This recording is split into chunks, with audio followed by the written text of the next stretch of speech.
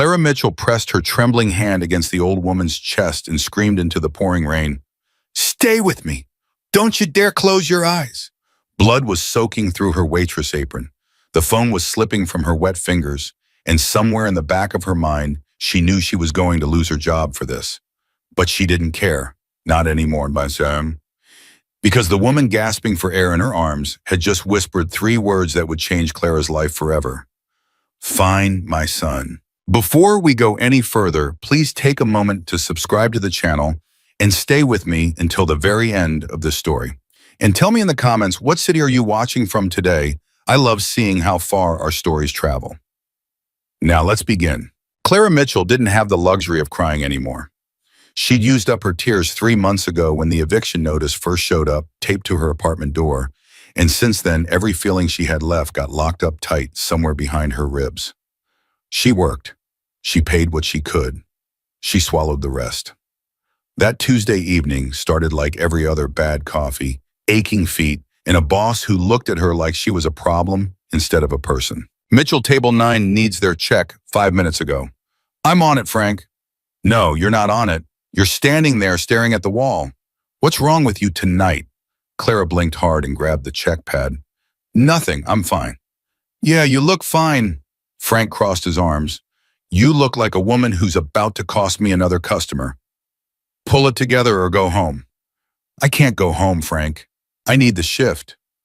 "Then act like it." She hated him. She hated the way he said her last name like it was a punishment, hated the grease smell that followed her home and soaked into her pillowcase, hated that this job, this miserable tip-starved 18-hour-a-day job, was the only thing standing between her and the street.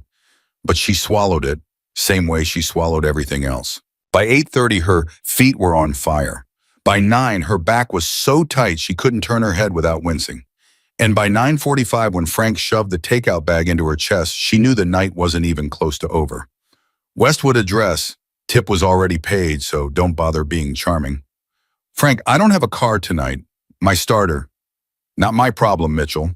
You want the delivery bonus or not?" She wanted it. She needed it.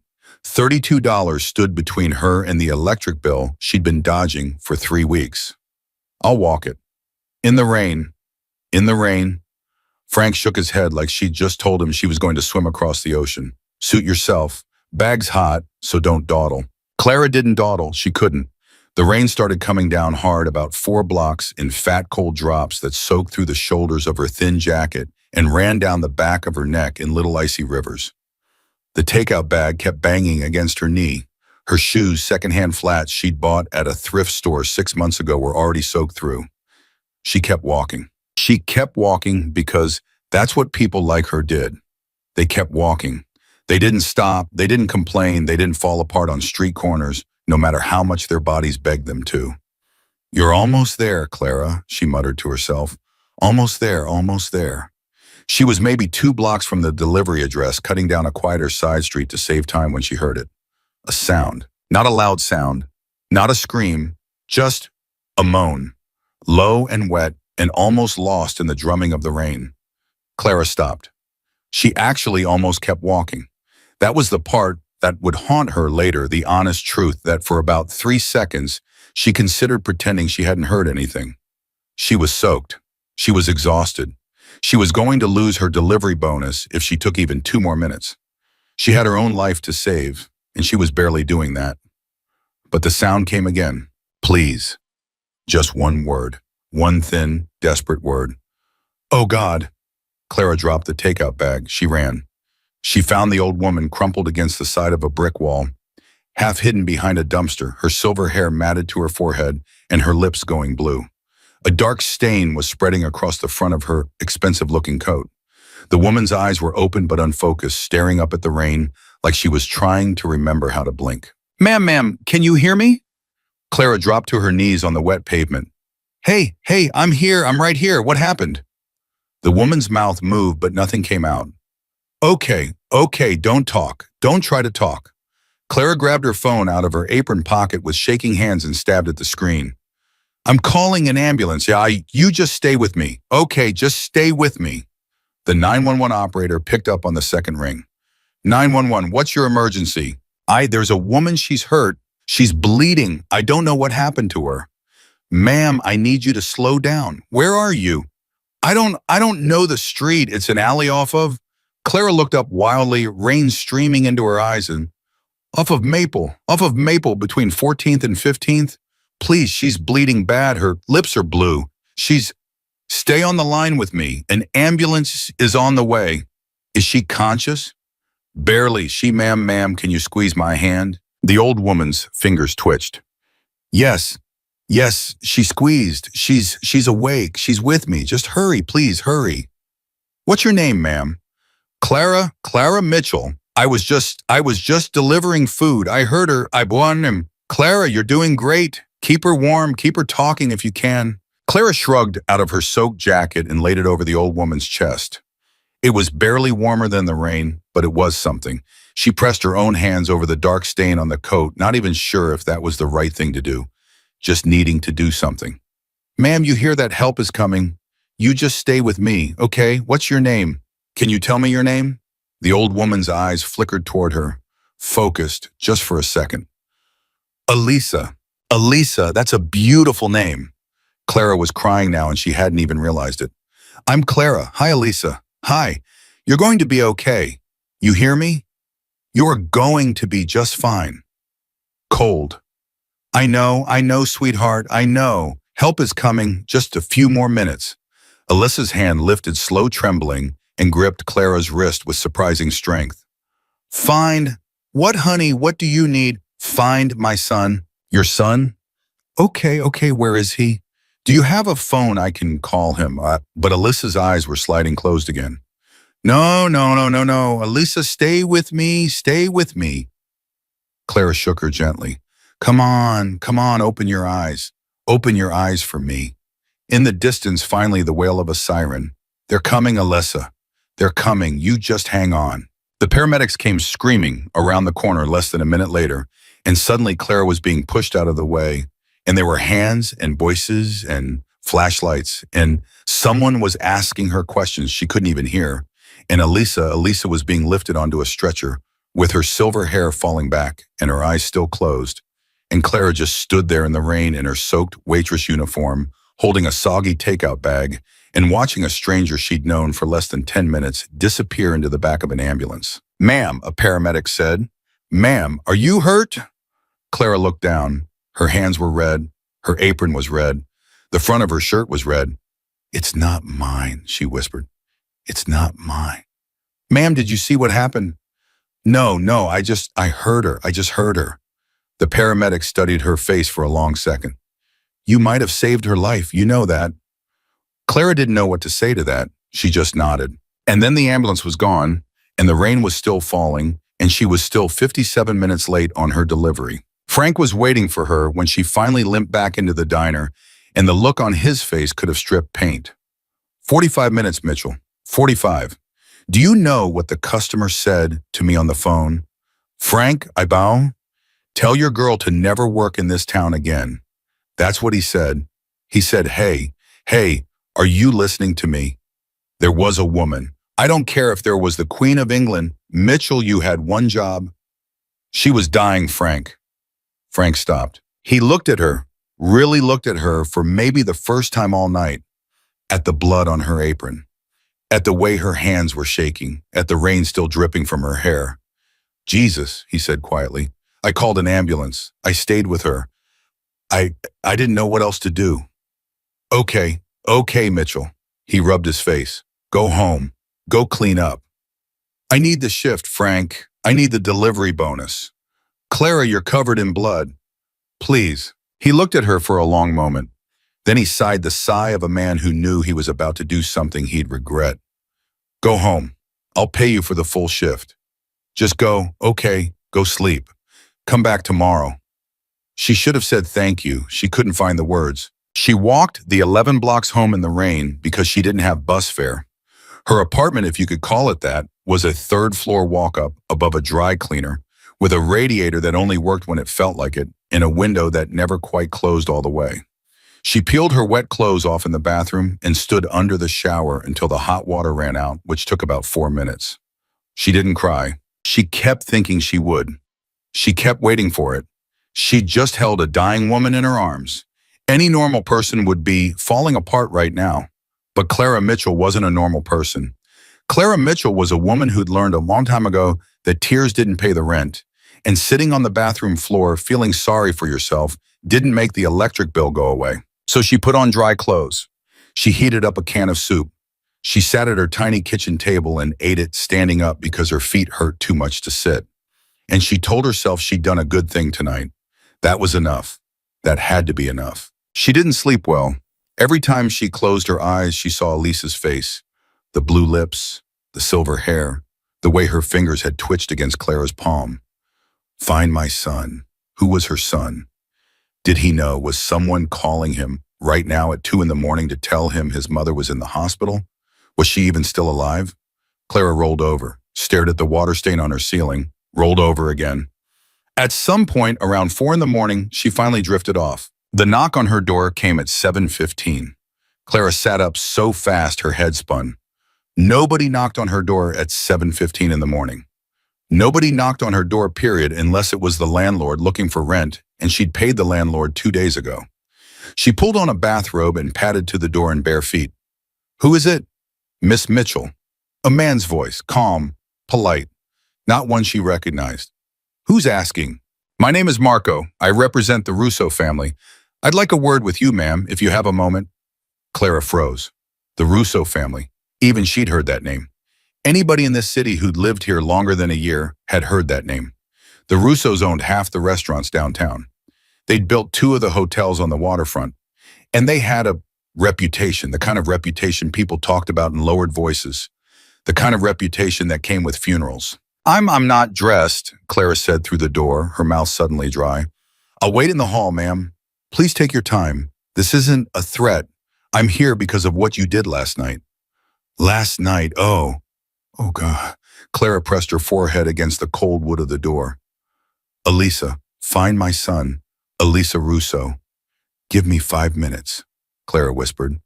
Of course, ma'am. She pulled on jeans and a sweater with shaking hands. She splashed water on her face. She looked in the mirror and tried to see what Elisa's son was going to see, a tired woman with circles under her eyes and secondhand clothes and a waitress ponytail and the kind of bone-deep exhaustion that couldn't be washed off. She looked like what she was. She opened the door. The man standing in her hallway wasn't what she expected. He wasn't big. He wasn't scary. He was maybe 60 with gray hair neatly combed back, a tailored black coat, and the kind of calm, patient eyes that made you feel like whatever you said, he had already heard it before. Miss Mitchell, thank you for seeing me. Is she? Clara's voice caught. Is she alive? Something softened in Marco's face. Yes, ma'am, Mrs. Russo is alive. She's in stable condition at St. Vincent's. The doctors say that if you hadn't found her when you did, if you hadn't called when you did, she would not have survived the night. Clara reached out and grabbed the doorframe. Her knees almost gave out. Oh, thank God. Oh, thank God. May I come in, Miss Mitchell? Yes, please come in. Her apartment was tiny and cold, and she hadn't had time to pick up the soup can from last night, and suddenly she was painfully aware of all of it, owing this man in his expensive coat standing in her one-room life. But Marco didn't seem to notice. Or if he did, he was too polite to show it. He sat on the edge of her couch. She sat across from him on the wobbly kitchen chair. The family, Marco said carefully, would like to express their gratitude. It was nothing. Anyone would have. No, ma'am. His voice didn't rise, but something in it got firmer. Anyone would not have. 3 people walked past that alley before you did. The security cameras show it. Clara felt something cold slide down her spine. What? 3 people, Miss Mitchell. One was on his phone. One saw her and kept walking. One stopped, looked, and also kept walking. You are the only person who stopped. I didn't know. I know you didn't know. Marco leaned forward slightly. That's what makes it matter. He reached into his coat pocket and took out an envelope. A thick one. He set it on the coffee table between them. Clara stared at it. What is that? Mrs. Russo instructed me to bring it to you. It's $10,000. The floor dropped out from under her. I can't. You can. No, I don't want money. I didn't do it for money. Miss Mitchell. Marco's voice was very gentle now, and somehow that made it worse. I know you didn't do it for money. That's precisely why Mrs. Russo insisted. She said, and I quote, she didn't want anything from me, so she gets everything. Clara's mouth open, closed. I can't take that. You can and you will because it would insult Mrs. Russo if you refused. Do you understand me? Clara stared at the envelope like it was a live snake. $10,000. $10,000 meant rent paid through the end of the year. It meant the electric bill. It meant the dentist appointment she'd been putting off for 2 years because her back molar was starting to wake her up at night. It meant groceries that weren't ramen. It meant not lying awake at 3 in the morning doing math in her head. $10,000 from the Russo family. What's the catch? Clara whispered. Marco smiled just a little. It was the first real smile he'd shown her. Smart girl. That's what Mrs. Russo said you'd ask. Then what is it? There's no catch with this envelope, Miss Mitchell. This is a thank you, but... He hesitated. The family would like to extend another offer. Separate from this, a job offer. A job. Yes. With the Russo family. Yes, ma'am. Clara almost laughed. It came out a little strangled. Marco, I appreciate this. I do. But I'm a waitress. I've been a waitress for 9 years. I don't know what a family like yours could possibly want me to do. You'd be surprised, Miss Mitchell. I'd be terrified. Marco's expression didn't change. Mrs. Russo has asked me to tell you this specifically. She said you may say no. She said if you say no, this envelope is still yours. She said, but before you say no, please agree to meet her son. Once, for coffee, nothing more. Her son, Clara said slowly. Giovanni. Giovanni Russo. Even the name sent something cold crawling up her arms. I don't think that's a good idea, Marco. I understand. I really don't think... He's already downstairs, Miss Mitchell. Clara's head snapped up. What? Marco's face was apologetic but not surprised. He's waiting in the car.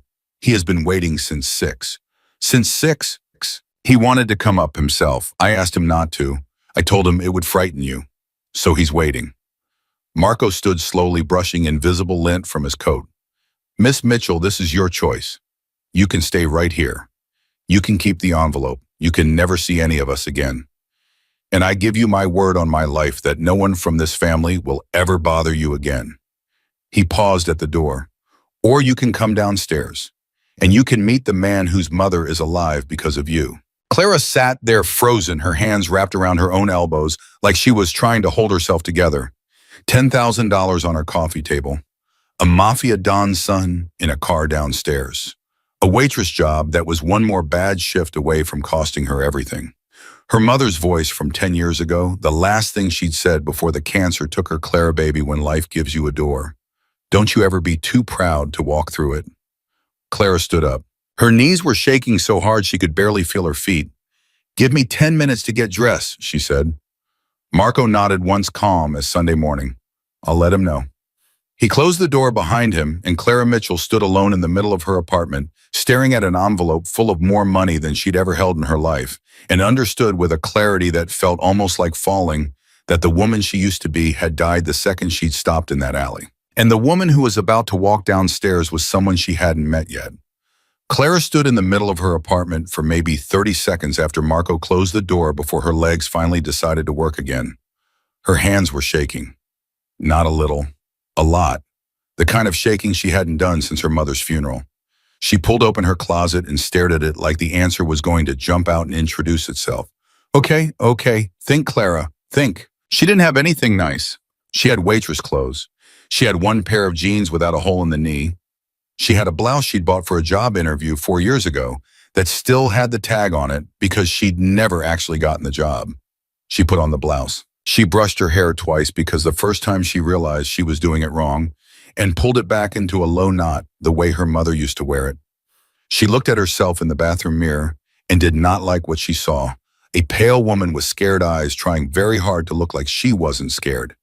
You saved his mother's life, she whispered at the reflection. He owes you, not the other way around. She almost believed it. She almost did. She picked up the envelope off the coffee table on her way out the door because she was too afraid to leave it in the apartment. Then she changed her mind and put it in the freezer under a bag of peas. Then she changed her mind again and stuck it in her bra. Then she laughed out loud, a high, short laugh that sounded like somebody else, and finally just shoved it back in her coat pocket and went out the door before she could talk herself out of any of it. Marco was waiting at the bottom of the stairs. He didn't say anything. He just nodded once, opened the front door of the building, and stepped aside. The car was a black one. That was about all Clara could take in. Long and black and shining, and parked in front of her building like somebody had dropped a piece of another world onto her street. The back door opened before she'd even finished crossing the sidewalk. A man got out. He wasn't what she expected. That was the first thing she thought. He wasn't big, wasn't bulky, wasn't wearing a gold chain or sunglasses or any of the things the movies had prepared her for. He was tall, lean, maybe 40, in a dark gray coat that looked like it had cost more than her rent. His hair was black with just a little gray at the temples.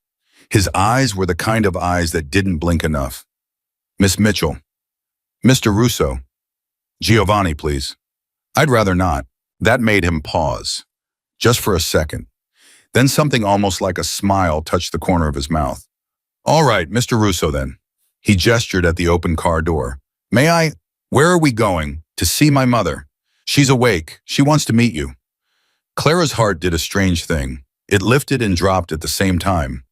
She's really awake. 2 hours ago, the first word she said was your name. Clara's hand flew to her mouth. She remembered. She remembered everything. Giovanni's voice did something then, softened, just a little. She said there was a girl in the rain. She said the girl's name was Clara. She said the girl held her hand and would not let go. Clara got in the car. She didn't remember deciding to. She just got in. Giovanni slid in beside her. The door closed with a soft, heavy thunk, the kind of sound expensive cars made. Marco was already in the front seat. Neither of them said anything as the car pulled away from the curb. Clara kept her hands tight in her lap. Miss Mitchell, Giovanni said after a minute, may I ask you something? Yes. Why did you stop? She turned her head. What? Last night. In the alley. Why did you stop? Marco says 3 people walked by. I have watched the video myself. 3 people. One was a young man. One was a woman carrying groceries. One was a man in a suit. All 3 saw her. All 3 kept walking. His voice stayed very level. You were soaking wet. You were carrying a delivery. You were late. Why did you stop? Clara opened her mouth and discovered she didn't have a ready answer.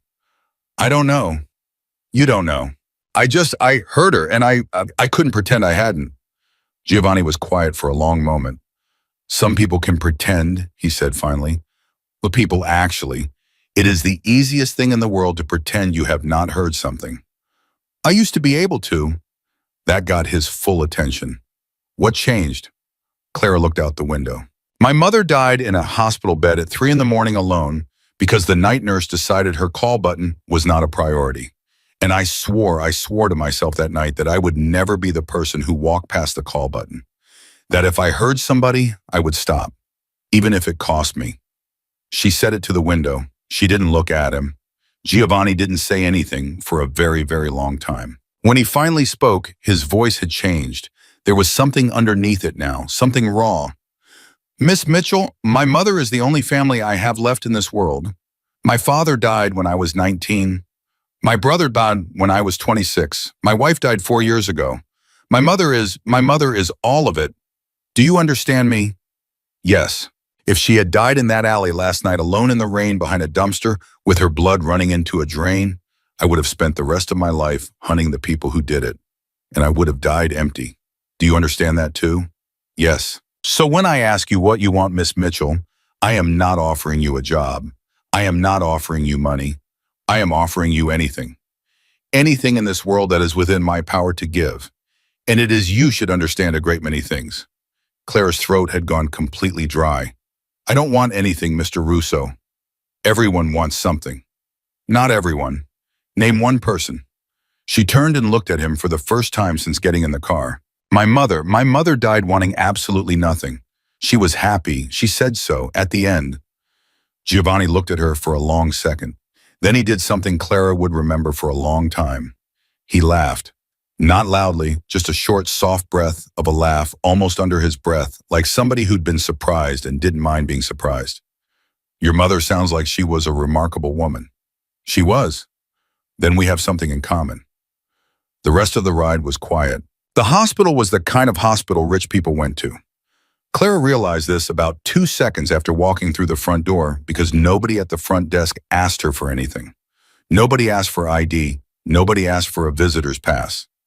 A woman in scrubs saw Giovanni coming and just pressed a button and stepped aside, and suddenly they were in an elevator going up to a floor Clara didn't even know hospitals had. Marco stayed in the lobby. Giovanni walked beside her down a long, quiet hallway. There were 2 men in dark coats standing outside a door at the end. Clara's stomach turned over. Those are security. They work for me. Your mother has guards at her hospital door. She has guards everywhere, Miss Mitchell. So do I. Why? Giovanni looked at her. You already know why. Clara swallowed. The 2 men by the door nodded at Giovanni and opened it without a word. Elisa Russo was sitting up in the hospital bed. Her silver hair had been combed. She was pale, God. She was pale, and there was an IV in her arm and a bandage wrapped high on her chest under the hospital gown. But her eyes were open, and they were clear. And the moment they landed on Clara, they filled up, just filled up like a cup overflowing. There she is, Elisa whispered. There's my angel. Clara stopped halfway into the room. Ma'am, come here, child. I don't, come here. Clara walked forward on feet that didn't feel like hers. Elisa held up a trembling hand, and Clara took it, and Elisa pulled her gently, so gently down to sit on the edge of the bed. I remember your hands, Elisa said. I remember your hands on me, keeping me warm. I remember your voice. You kept saying, stay with me, stay with me. Do you remember that? Yes, ma'am. You called me sweetheart, a stranger.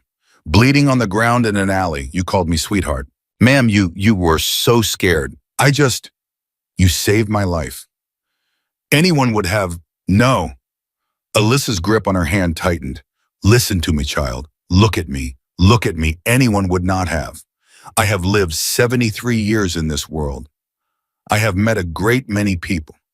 Very few of them would have stopped.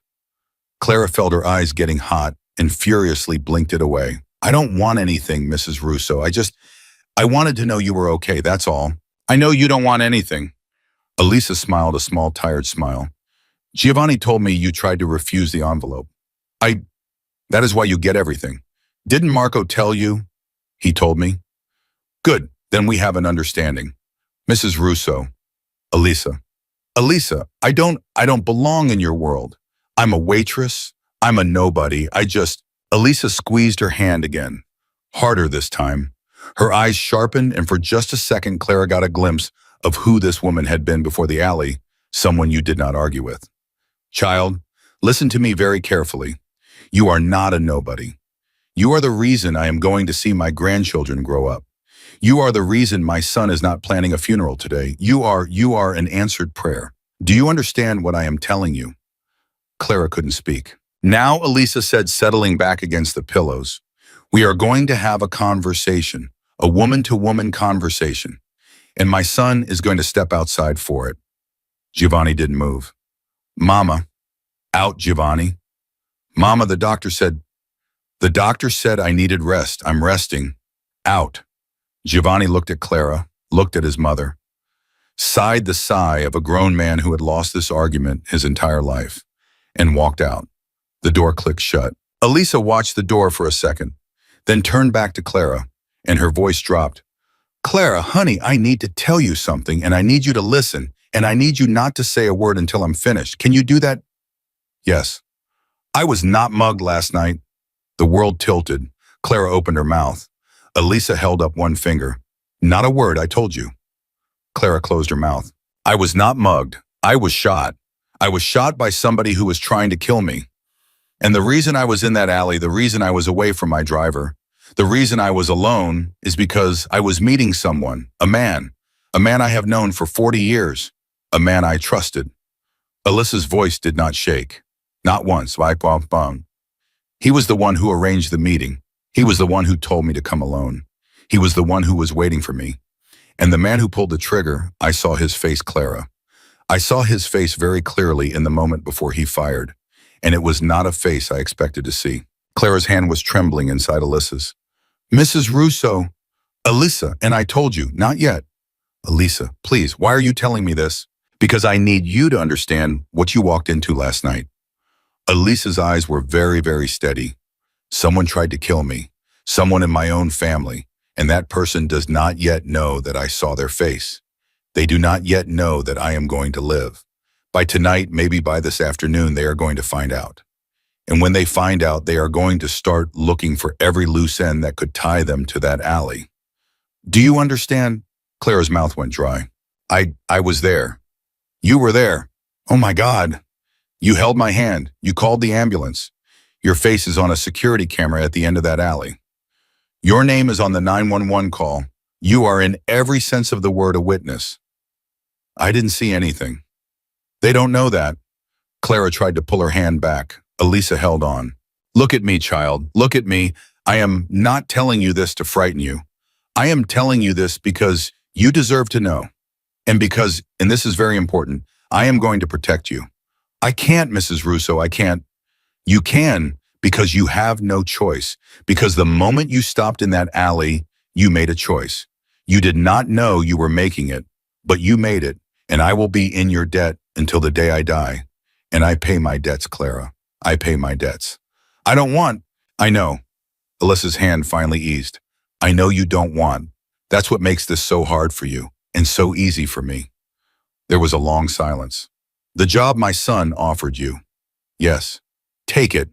I take it, Clara, not because you want it, because it puts you inside my house, inside my walls, with my people watching you every minute of every day. Because right now you are the safest woman in this city if you are under my roof and the least safe woman in this city if you are not. Do you understand me? Yes. Good girl. But what kind of job? Something small, something quiet, something that gives you a reason to be there without drawing attention. My son will figure it out. He is very good at figuring things out. Your son, Clara said slowly, does he know about what you just told me? Alyssa's eyes went hooded. No. Mrs. Russo, and you are not going to tell him. What?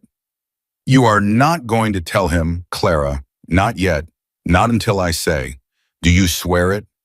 Why? Because my son, Clara, is a good man, and a good man with that kind of information does very stupid things, and I need him not to do anything stupid until I know exactly who pulled that trigger. Do you understand? Okay. I'm Mrs. Russo. I barely know either of you. I can't swear it.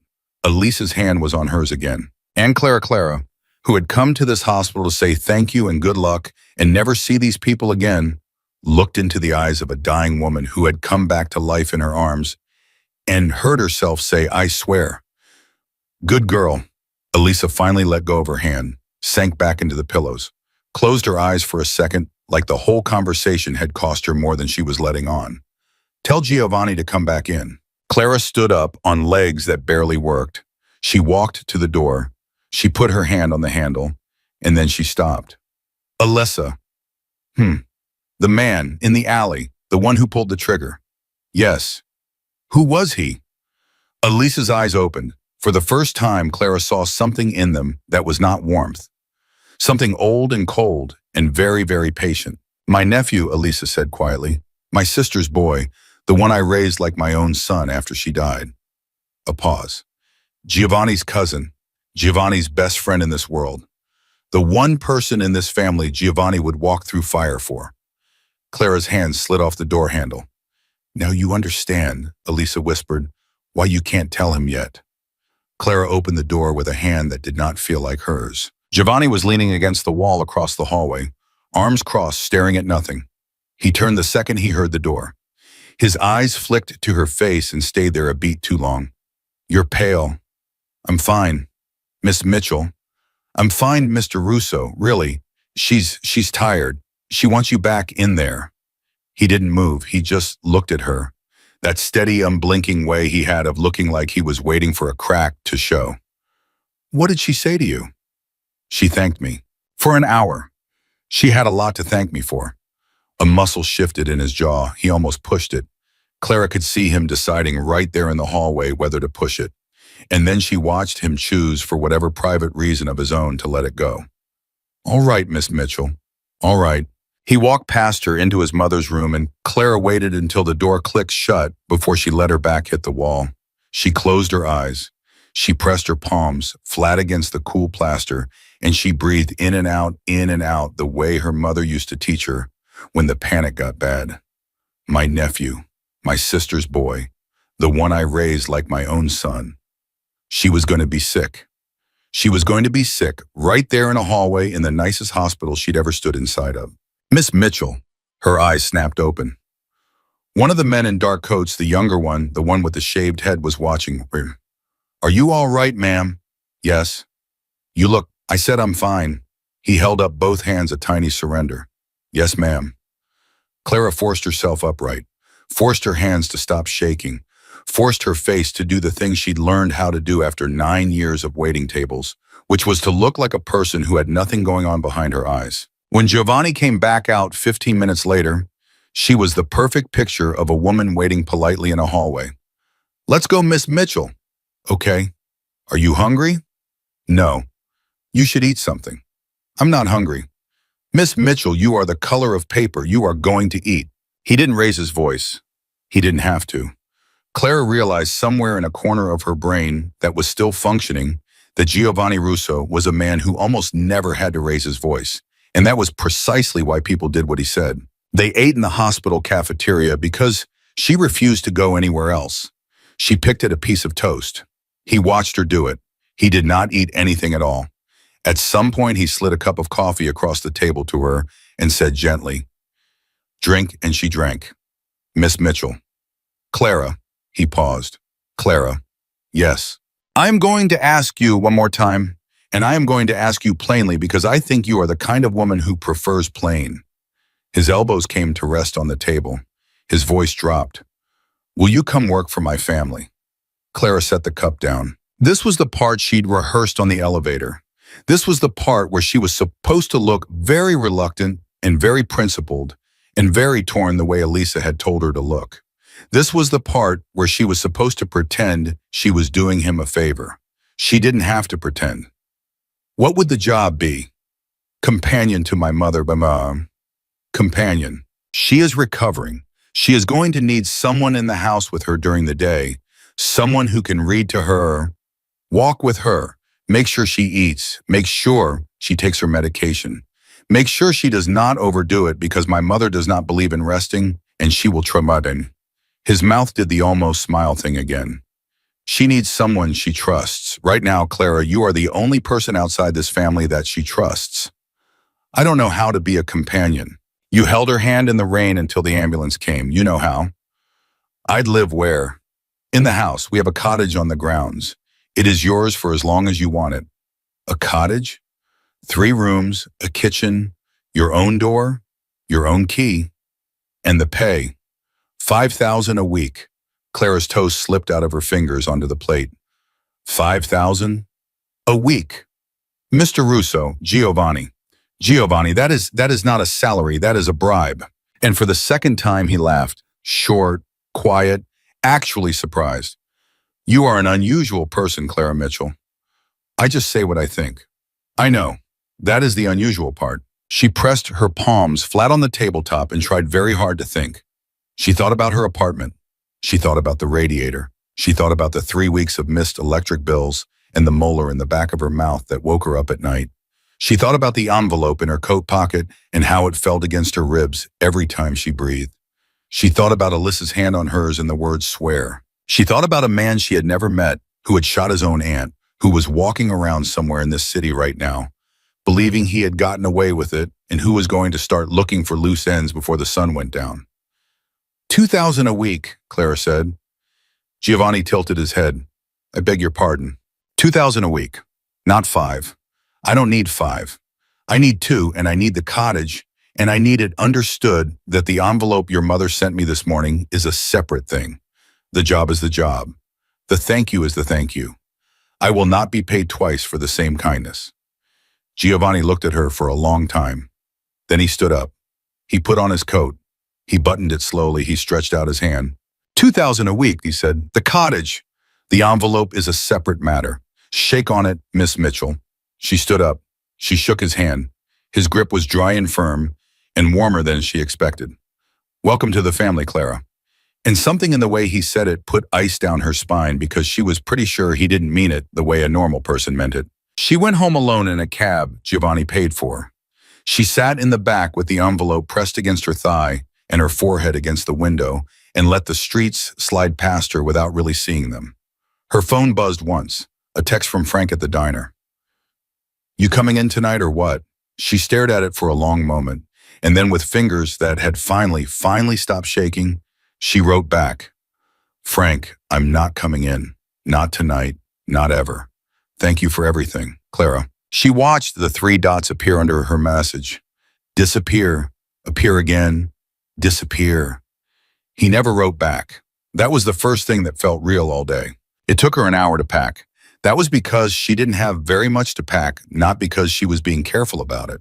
2 suitcases, 1 duffel bag, a box of her mother's things, the pearl earrings, the rosary, the photo album, the old lace handkerchief that still smelled faintly of her mother's perfume, even though it had been 10 years. She stood in her empty kitchen, holding the box against her chest and said quietly to no one, Mama, I don't know what I'm doing. The black car came for her at 6. It wasn't Giovanni this time.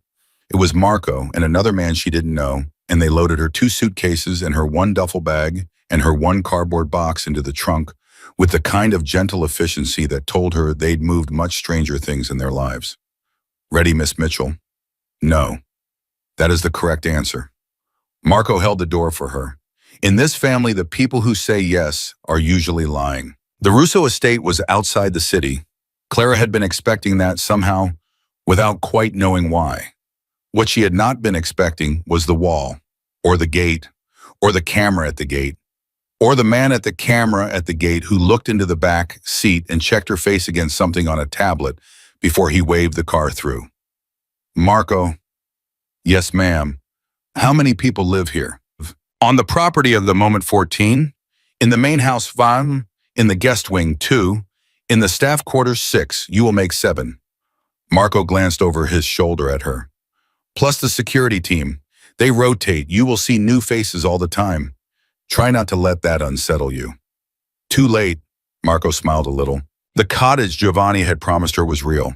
It was set back from the main house across a lawn she couldn't see the end of in the dusk, small and stone-walled and honest-looking. There was a woman waiting at the door in a plain, dark dress, maybe 60 years old, with a tight bun and kind eyes and a set of keys on a loop around her wrist. Miss Mitchell, I am Rosa. I run the house. Anything you need, you come to me first. Not the men, not the boys, me. Do we have an understanding? Yes, ma'am. Good girl.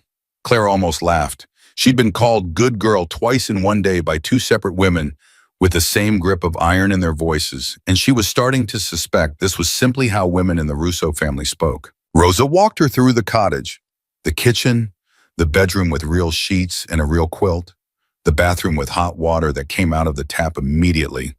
Clara stood in the little living room with her 1 cardboard box against her hip, and the words, this is too much, this is too much, this is too much running on a loop behind her eyes.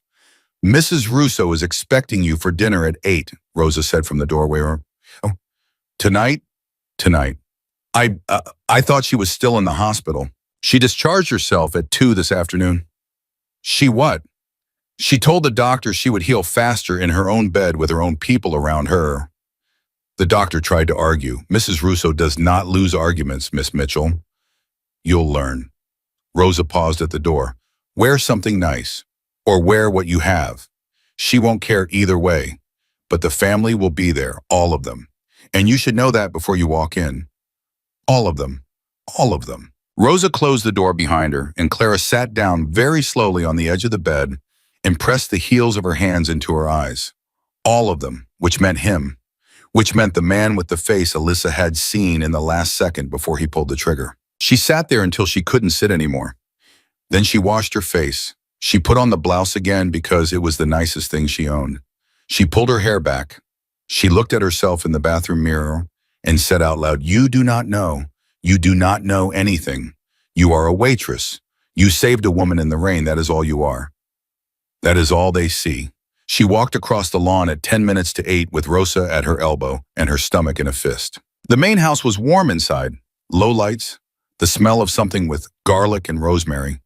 Somewhere music, something soft with strings, old and Italian, the kind of music Clara's grandfather used to play on Sunday afternoons. Rosa walked her down a hallway lined with portraits and stopped outside a set of double doors. Miss Mitchell, one last thing. Yes, in this house you watch your face, always. In this house, what you feel on the inside does not live on the outside. Do you understand me? Clara's blood went cold. Yes. Rosa looked at her for a second longer than she needed to, and then she pushed the doors open. The dining room was long. The table was longer. There were 6 people at it, and they all looked up when the doors opened and Clara's eyes went to Elisa first. Elisa at the head of the table in a dark green robe, a shawl around her shoulders, her silver hair brushed out, and then her eyes went around the table the way they had to, one face at a time, the way a woman being introduced to a room full of strangers did.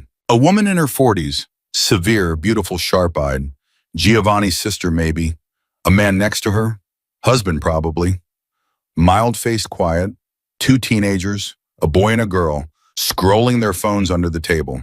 Giovanni at Elisa's right hand and at Elisa's left hand, a man maybe 38, dark hair, easy smile, the kind of face that made people like him on sight. He was already half standing, pushing his chair back, coming around the table toward her before she'd even crossed the threshold. You must be Clara. His voice was warm. His smile was warm. He was holding out his hand. I'm Matteo. I'm Giovanni's cousin. Clara's body did something very strange. It kept moving. Her legs kept walking. Her mouth kept smiling. Her hand came up and found his hand and shook it. Her voice came out of her throat and said, "Nice to meet you, Matteo," in exactly the pleasant, soft tone she had used on 10,000 diner customers in over 9 years of waiting tables. She did it all on autopilot. She did it without any input from her brain at all, because her brain at that exact moment was locked up entirely screaming one long, unbroken scream. Matteo's hand was warm. Matteo's hand was the hand that had pointed a gun at the woman sitting 10 feet away from her. Matteo was still smiling. "My aunt has been talking about you all afternoon," he said. "She says you're an angel. She says God sent you. I was just in the right place. The right place at the right time. That's more than most of us ever manage." He was still holding her hand. He was still smiling. And his eyes were so warm it was obscene. They were the eyes of a man who loved his family. They were the eyes of a man who had sat at this table 1,000 times. They were the eyes of a man who had laughed with the teenager on his left and argued politics with the man in the middle and kissed his aunt's cheek hello every Sunday of his life. They were also the eyes of a man who had tried to murder that aunt 2 nights ago. Clara could feel Elisa watching her. "In this house, what you feel on the inside does not live on the outside." "Thank you," Clara heard herself say. That's very kind of you to say." Matteo let go of her hand. "Please, sit. You must be starving. My aunt told us what you did for her, and I have to say, Miss Mitchell, I owe you more than I can ever repay." "You don't owe me anything, Mr. Matteo, just Matteo. We're not strangers anymore, not after what you did for the woman who raised me." Clara's stomach turned over. "Matteo. There you go." He pulled out a chair for her. The empty one. The one right next to his. Clara sat. She picked up her napkin with hands that were somehow impossibly not shaking. She looked up the length of the table and met Elisa's eyes for just 1 second. Elisa did not smile. Elisa did not nod. Elisa did nothing at all. She just looked at Clara with those clear, patient, ancient eyes, and Clara understood in that look exactly what Elisa was telling her. This is how we survive, child. We sit at the table, we eat the food, we pass the bread, and we wait. Across the table, the sharp-eyed woman was watching Clara too, closely. She'd set her wine glass down. She was not pretending to be polite. "So," the sharp-eyed woman said, "you're the waitress." "Yes, ma'am." "Sophia, my name is Sophia.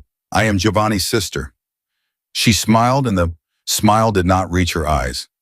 "I have some questions for you, Clara, if you don't mind." Matteo laughed light easy, the laugh of a man who had nothing in the world to hide. Sophia, leave the poor woman alone. She's been here 30 seconds. I'll leave her alone when I'm satisfied, Mateo. Satisfied of what? Sophia lifted her wine glass again. Her eyes never left Clara's face. Of who exactly my mother has just invited to live on our property. The room got very quiet. Clara felt Mateo shift beside her, felt Giovanni's stillness at the head of the table, felt Elisa's hand resting on the stem of her own wine glass go perfectly motionless. Sophia smiled again, and this time it was a real smile, a slow and patient and dangerous smile. So Clara Mitchell, she said, tell us about yourself. Start at the beginning, and do try not to leave anything out. Clara set her napkin very carefully in her lap. She had exactly 3 seconds to decide who she was going to be for the rest of the night, and she used all of them. I don't mind at all, Sophia. Good. Ask me anything. That made Sophia's eyebrow lift just a quarter of an inch. She had not expected agreement. She had expected a flinch. All right, Sophia leaning back. Where are you from, Clara? Pittsburgh, originally. My mother moved us here when I was 12, and your father left when I was 3. I don't remember him. And your mother died 10 years ago, cancer. Sophia tilted her head. Siblings? None. Husband? No. Children? No. Boyfriend? No. So you are completely alone in the world. It was not a question. It was a conclusion, and Sophia set it on the table like a card she was waiting to see Clara try to pick up. Yes, ma'am, I am. That's convenient. Sophia, Alyssa's voice from the head of the table. Low, warning. Mama, I am asking questions. That is all. You are asking them with teeth. I am asking them because a stranger is about to live on our property and no one else in this room seems to find that strange. She is not a stranger, Sophia. She is the reason I am sitting at this table. She is a stranger who found you in an alley at the exact right moment on the exact right night, and I, for one, would like to know how. Clara kept her hands very still in her lap. Mateo beside her shifted forward. Sophia, come on. You're being rude. I'm being careful, Mateo. There is a difference. You're being rude. She can handle a few questions. Can't you, Clara? I can handle them, yes. See? Sophia lifted her wine glass. She can handle them. Clara took a slow breath. She could feel the eyes of every single person at this table on her face, and the one face she could not look at was Mateo's, because Mateo was the one she was the most afraid of. So she looked at Sophia instead. Sophia, I understand what you're doing. If my mother had just been shot in an alley, I would be asking the same questions. So please, ask. That did it. Sophia set her wine glass down slowly. The teenagers looked up from their phones. The quiet husband put down his fork. Even Giovanni at the head of the table shifted very slightly in his chair, because Clara had said shot, and nobody at this table had told Clara that Elisa had been shot. The papers were saying mugging. The hospital was saying assault. Everybody in the room, Clara realized a half-second too late, had been told to say mugging, including her. Nobody had ever used the word shot in front of her, except Elisa, in the hospital, in private. Clara's stomach dropped into her shoes. Sophia's eyes narrowed. Shot. I'm sorry, I assumed. The story, Sophia said slowly, is that she was mugged. Yes, of course. There was so much blood, I just assumed. Mateo's hand, which had been relaxed on the tablecloth, curled into a loose fist. Just a little, just enough that Clara sitting next to him saw it. She was dead. She was dead at this table. And then Elisa spoke. Sophia, I told her. The table went still. You told her. In the hospital, this morning, I told her what happened to me because she saved my life, and she deserved to know, and because she is going to be living in this house, and she deserved to know what kind of house she was walking into. Mama. I told her Sophia. Sophia's jaw worked. She looked at her mother. She looked at Clara. She looked back at her mother. And Clara watched in real time the woman across the table make a choice to accept the explanation she had just been handed, even though every single line of Sophia's body said she didn't believe a word of it. Fine, Sophia said. Fine, that answers that. Are we finished with the interrogation, daughter? For tonight, Mama. Good, because Clara has had a very long day, and I would like to eat my soup in peace, the room exhaled. Someone passed the bread. The teenagers went back to their phones. Mateo's fist unclenched, and his easy smile came back on like someone had flipped a switch. But Clara could still feel her own pulse in her teeth. Elisa had saved her. Elisa had looked at the knife on the table and reached over and covered it with her hand and made it a spoon, and Sophia had been forced to accept it. But it had cost. Clara understood that immediately. In a family like this, a lie from the matriarch on behalf of a stranger was a debt the stranger now owed, and it was a debt that was going to come due. She picked up her soup spoon. Her hand somehow was steady. Mateo leaned toward her. "You'll have to forgive my cousin." Sophia was born suspicious. She came out of the womb asking the doctor for ID. It was a kind thing to say. It was said kindly. Clara almost laughed because she genuinely almost laughed because he was that good at it, this man, this smiling man, this warm-handed man who had stood in an alley 2 nights ago and pointed a gun at the woman now sitting at the head of the table buttering bread. "She loves her mother," Clara said quietly. "That's all I see." "She does." "We all do," Mateo said and lifted his wine glass toward Elisa. "To Aunt Elisa, who scared all of us half to death." "To Aunt Elisa," the table murmured. Elisa raised her glass. Her eyes did not leave Mateo's face. "To family," she said, "the ones who come running and the ones who come late. God sees both." Mateo smiled and drank. Clara's throat locked. She got through the rest of the dinner the way she'd gotten through the worst shifts at the diner, by putting her body on autopilot and sending her mind somewhere else. She answered questions when asked. She laughed politely when jokes were made. She complimented Rosa's cooking. She did not once, not even by accident, let her eyes linger on Mateo. At 9:30, Elisa set her spoon down. "I am tired," she announced. "I am going upstairs." Everyone stood up at once. That was not a coincidence. Clara stood too, a half-second late, and watched a family of powerful and dangerous people fall into a perfectly rehearsed choreography of caring for the woman they all in their own separate ways worshipped. Giovanni at her right elbow, Sophia at her left, Mateo holding the chair, the quiet husband gathering the shawl. Elisa waved them all off.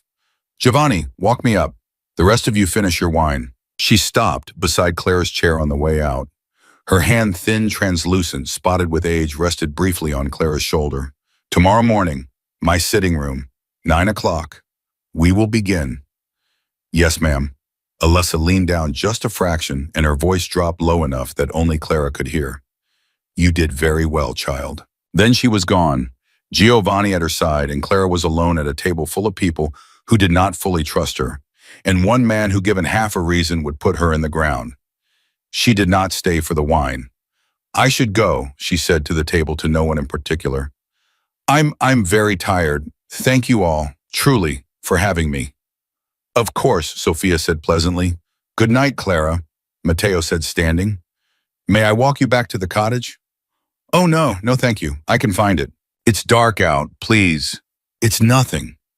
"Mateo, really, I insist." His voice was warm and his eyes were warm, and Clara understood with a cold certainty that went all the way to her bones that she was not going to be allowed to refuse him without making a problem out of it. "That's very kind of you." "It's nothing." He offered his arm. Clara did not take it. She smiled.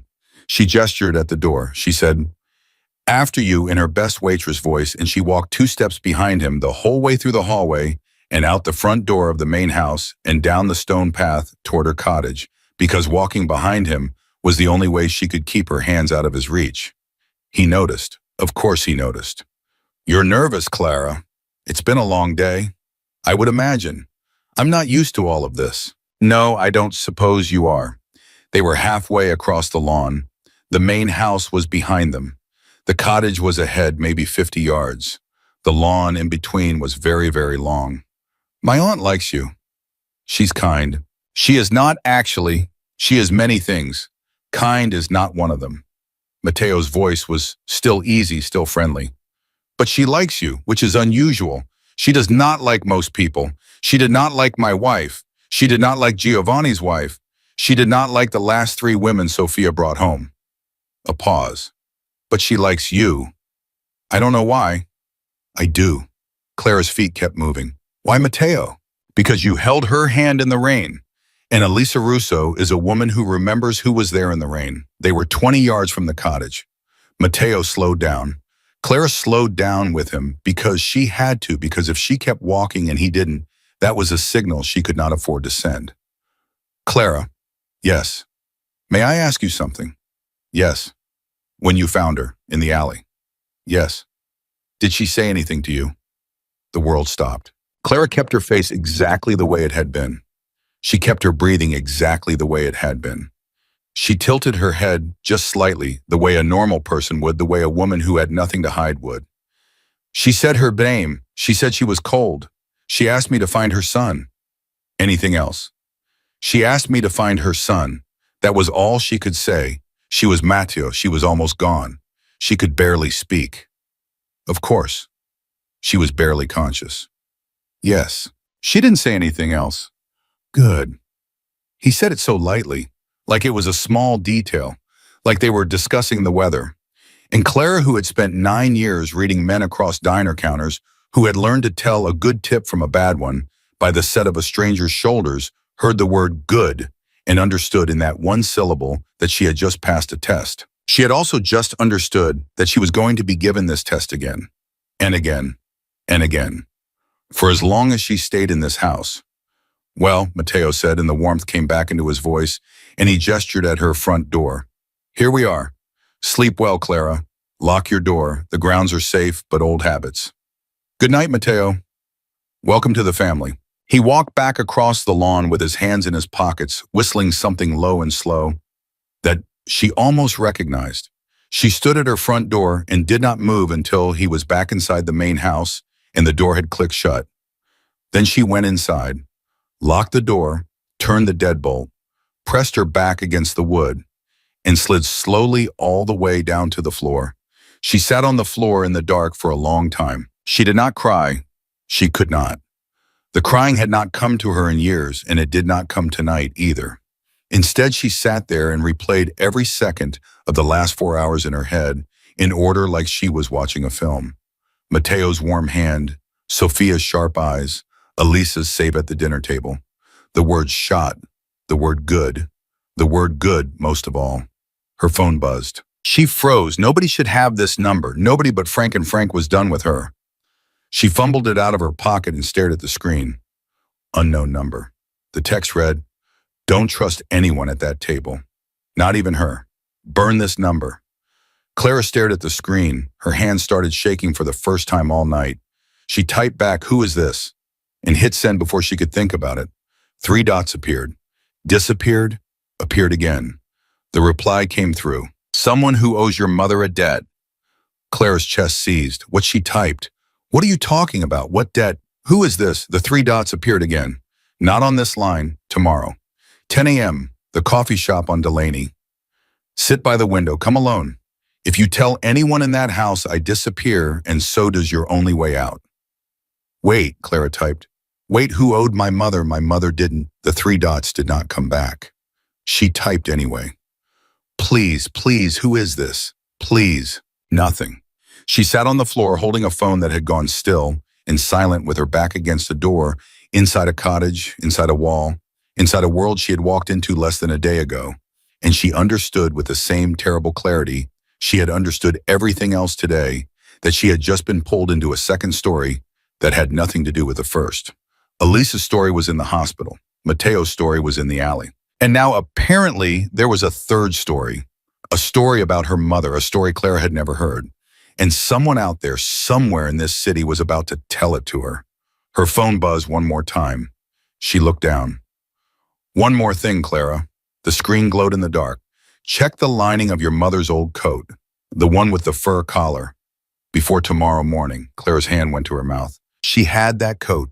She had it in the duffel bag. She had packed it this afternoon without even thinking about it, because it had been her mother's, because it still smelled like her mother, because she had been taking it with her every time she moved for 10 years without ever once having checked the lining.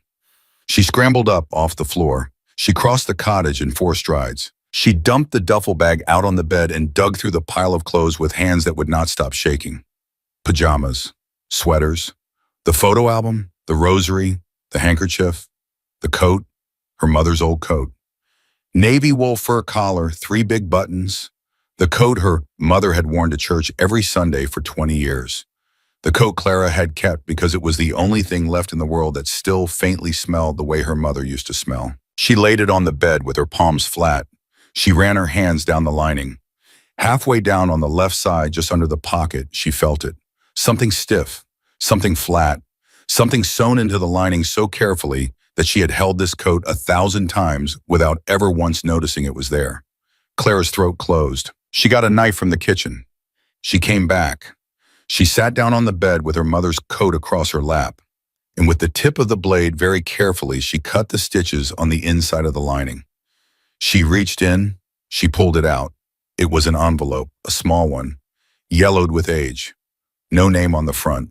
She opened it. There was a single sheet of paper inside, folded twice. And when Clara unfolded it with fingers that were numb all the way down to the bone, the first word she saw was her own name, written in her mother's handwriting. Clara, if you are reading this, it means I am gone, and it means someone has finally come looking for you. I prayed this day would never come.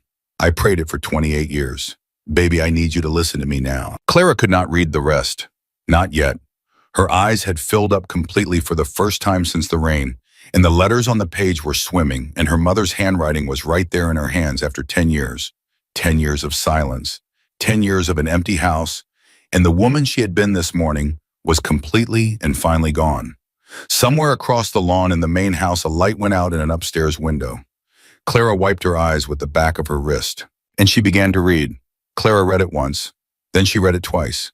Then she read it a third time with her hand pressed against her mouth, because her mother's voice was coming off the page in full sentences, the way her mother used to speak in the kitchen on Sunday mornings, and it was almost more than Clara could stand. Clara, if you are reading this, it means I am gone, and it means someone has finally come looking for you.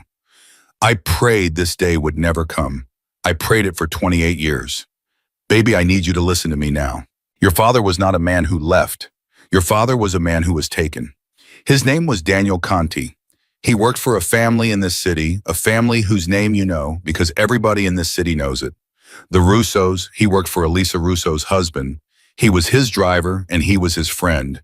And on a Tuesday night in October of the year you turned 3, he was killed in a car on a bridge by the same man who is now hunting me. I ran, Clara. I took you and I ran. I changed our names. I moved us to Pittsburgh. I worked 3 jobs. I never went home. I never told you. And I never ever let you meet Elisa Russo because Elisa loved your father like he was her own son. And if she had known where you were, she would have come for you, and that would have painted a target on your back for the rest of your life. His name is Matteo. He was 19 years old when he killed your father on that bridge. He is the reason we ran. He is the reason you grew up without a father. And if you are reading this letter, it means he has found you, baby. Listen to me. You are not a waitress. You are Daniel Conti's daughter. And in the Russo family, that means something. Find Elisa. Put this letter in her hand. She will know what to do. She has been waiting for you for 28 years. I love you. I loved you every day. I am sorry I lied. I did it to keep you alive. Mama Clara sat on the edge of the bed with the letter in her hands and did not move for a long, long time. Her father had a name. Her father had a name. Daniel Conti had a name, and he had been driving a car, and he had been murdered on a bridge by a 19-year-old boy, and that boy had grown up into a man who had smiled at her across a dinner table 2 hours ago and asked her what Elisa said in the alley. Clara stood up. She did not shake. She did not cry. Something in her had gone very quiet, the way a room goes quiet right before a glass falls off a table. She folded the letter. She put it in the inside pocket of her mother's coat. She put the coat on. She checked the lock on the door. She checked the windows. She turned off every light in the cottage. Then she sat down in the dark in the chair facing the door, and she waited for morning. She did not sleep. She did not need to. At 5 minutes to 9, she walked across the lawn to the main house with her mother's coat buttoned to the throat and the letter against her heart. Rosa met her at the front door. Mrs. Russo is in the sitting room, Miss Mitchell. She's been up since 6, she said with Rosa. Yes. Is Matteo in the house?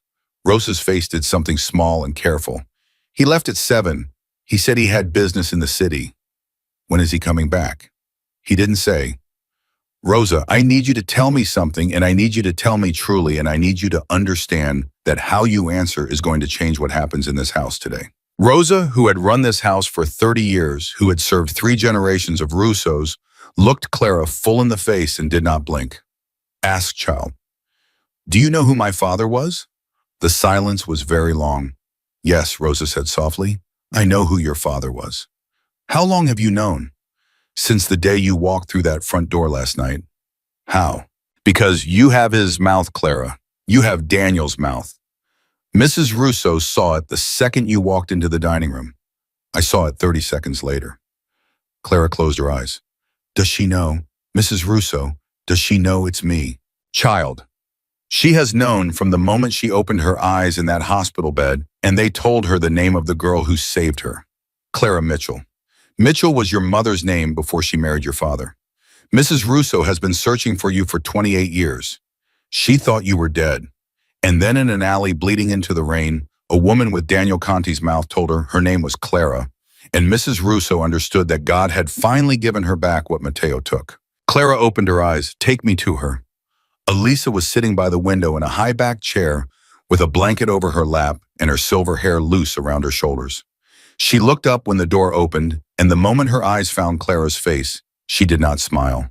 She did not speak. She simply held out her hand. Clara crossed the room. She took Alyssa's hand. She knelt down on the rug beside the chair, the way she used to kneel beside her mother's bed in the hospice, and she put her forehead against the back of Alyssa's fingers. You knew. Yes, baby. You knew in the hospital. I knew in the alley. I knew when you said your name. Daniel used to call your mother his Clara girl before you were born. He said if he had a daughter, he would name her Clara so he could keep calling her that. Why didn't you tell me? Because I needed to be sure you were ready to know. Clara lifted her head. I'm ready. I see that. He killed my father. Elisa's eyes, very old and very tired and very steady, did not move. Yes. He tried to kill you. Yes. And last night at your dinner table, he sat next to me and asked me what you said in the alley. Elisa's hand tightened on hers. He did what? He walked me back to the cottage. He asked me what you said. When I told him you only asked for your son, he said good. Something changed in Alyssa's face then. Something Clara had not seen before and hoped never to see again. It was not rage. Rage was hot. What came into Alyssa Russo's face was cold, the way deep water is cold, the way a grave is cold, and it settled into her bones and did not move. Say that word again, child. Good. He said good.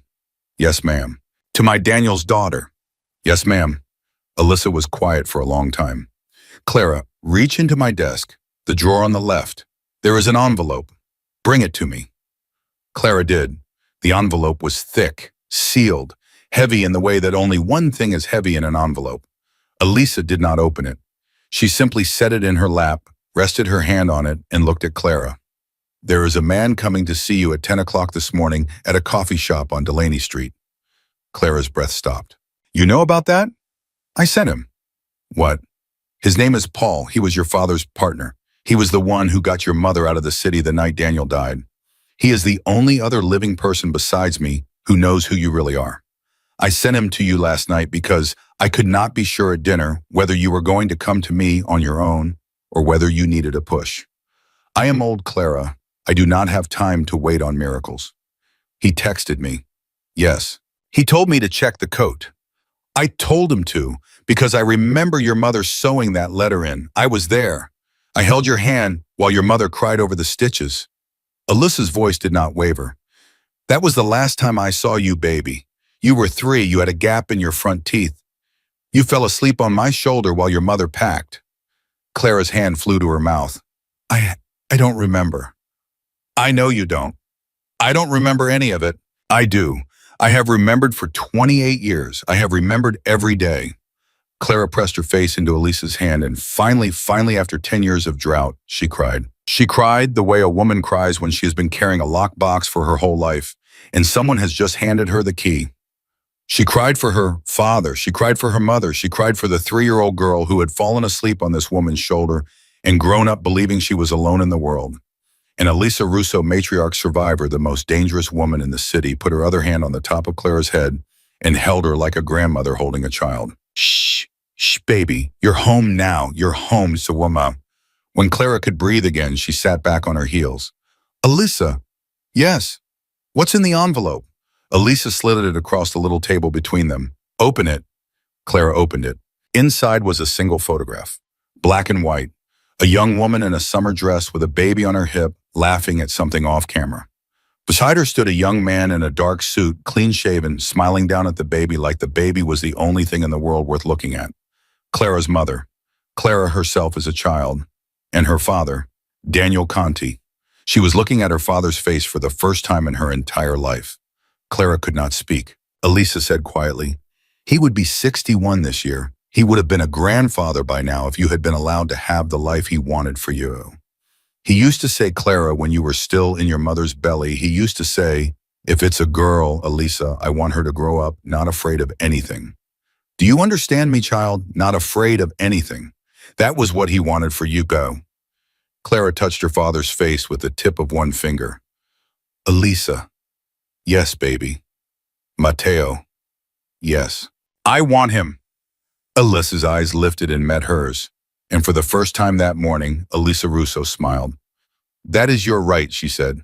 That has been your right for 28 years, and it will be done, Clara. Today. But you are going to do it my way.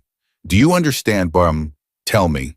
Paul was waiting in the sitting room 20 minutes later, a big man in his 60s with gray hair and sad eyes and hands that had clearly been broken more than once in his life. He took one look at Clara's face and said, "You look just like him." And Clara said, I know. And they did not need to say anything else. By noon, the three of them had a plan. By 1 o'clock, Giovanni had been called in, and Elisa had told her son, her good, dangerous, grieving son, the truth about what had happened in the alley and who had pulled the trigger and what Matteo had said to Clara on the lawn last night. Clara watched a 40-year-old man cry without making a sound. He cried for a minute, maybe less. Then he wiped his face and he stood up and he said, "Tell me what you need, Mama." And Elisa said, "I need you to do nothing, Giovanni. I need you to sit at the table tonight and look at him like you love him, because Clara is going to do it. Mama, she is going to do it, Giovanni. This is her right, not yours. Mama, she's a waitress. She is Daniel Conti's daughter." Giovanni looked at Clara. He looked at her for a very long time, and then quietly he said, "Yes, she is." Dinner that night was at 8. The same table, the same people, the same wine. Rosa's hand shook a little as she served the soup, but her face was the face she'd worn for 30 years. Sophia was watching everybody with the sharp eyes of a woman who knew something was happening and could not yet name it. The teenagers had their phones. The quiet husband drank his wine. Matteo came in at 8:02 with an apology on his lips and a bottle of wine under his arm. "Aunt Elisa, forgive me, I was delayed in the city." "Sit down, Matteo." "Yes, Aunt." He sat across from Clara. He smiled at her. "Clara, I hope you slept well." "I did, Matteo, thank you." "Did the cottage suit you?" "It was perfect." "I'm glad." Clara picked up her wine glass. Her hand was perfectly steady. Something her mother had said in the letter was running underneath her ribs now, a line she had read 100 times since midnight. Not afraid of anything. That was what he wanted for you. "Matteo?" "Yes, Clara." "I want to ask you something." "Of course." "At dinner last night, you asked me what your aunt said to me in the alley." A tiny, tiny stillness at the edges of Matteo's face. A stillness nobody who didn't know what to look for would have seen. "Did I?" "You did, and I told you she only asked for her son." "I remember." "I lied, Matteo." The table went absolutely silent. Matteo's wineglass paused halfway to his mouth. "I beg your pardon." "She said more than that. She said a name. She said a name very clearly right before the ambulance came. I didn't tell you last night because I didn't know you last night." Clara set her glass down. Her voice did not shake. "I know you now, so I think I should tell you the name she said. Would you like me to tell you, Matteo?" "Clara." That was Giovanni. Low, not a warning to her, a warning to the room. Matteo's eyes flicked once to Giovanni, once to Elisa, once back to Clara. He set his wineglass down very slowly. "Yes, Clara, tell me." Clara leaned forward. She said Matteo. The silence after was total. For maybe 2 full seconds, nobody in the dining room breathed. Then Matteo laughed. It came out rough. That's Clara, that's... Of course, she said my name. I'm her nephew. She probably wanted me to come to the hospital. She said Matteo shot her. Clara, she said Matteo shot her, and she said she saw your face, and she said you were the one she was meeting in the alley, and she said you were the one who set her up, and she told me all of it last night in the hospital before she ever let you in the room. Matteo shoved his chair back. He was very fast. Clara had to give him that.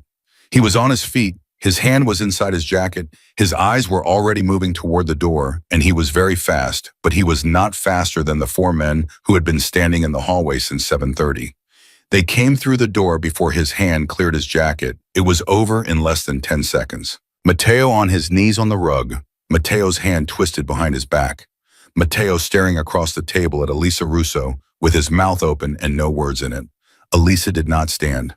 Elisa did not raise her voice. Elisa simply looked at him the way she had been looking at him since the moment he walked into the room and said quietly, 28 years ago, Matteo, you killed a man on a bridge because you wanted his place in this family. You killed the best man my husband ever hired, and you thought no one knew. And then 2 nights ago, you thought you could finish what you started because I was the only one left who remembered his name.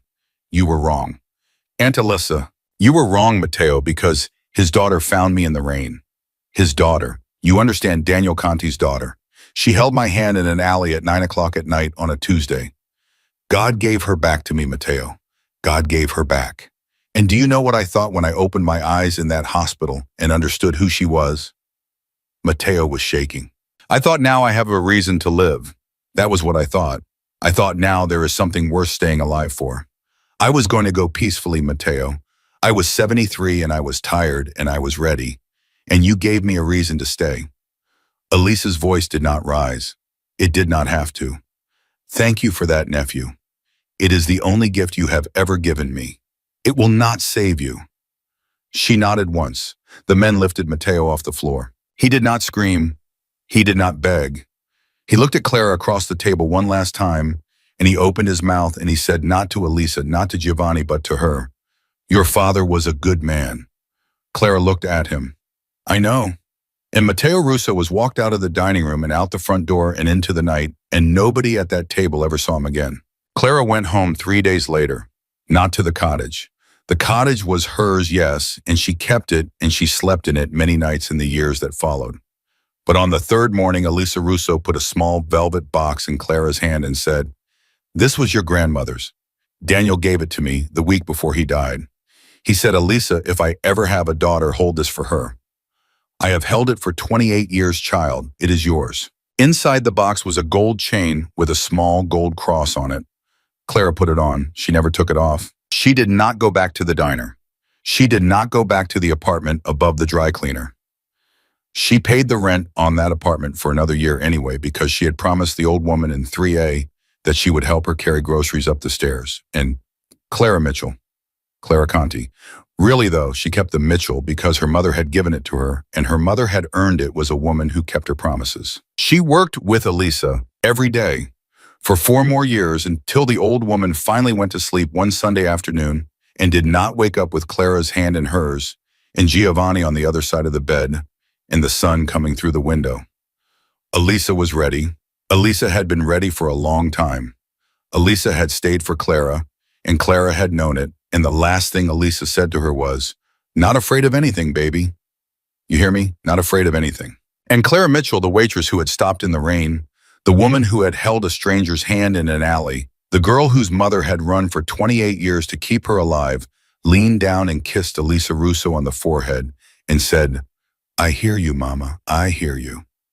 She had stopped in the rain, and the rain had given her back her name, her family, her father's face, her mother's voice, and a life she had not known was waiting for her. That is the whole story. That is how a waitress saved a mafia boss's mother without knowing it. And that is how, in the end, the mafia boss's mother saved her right back.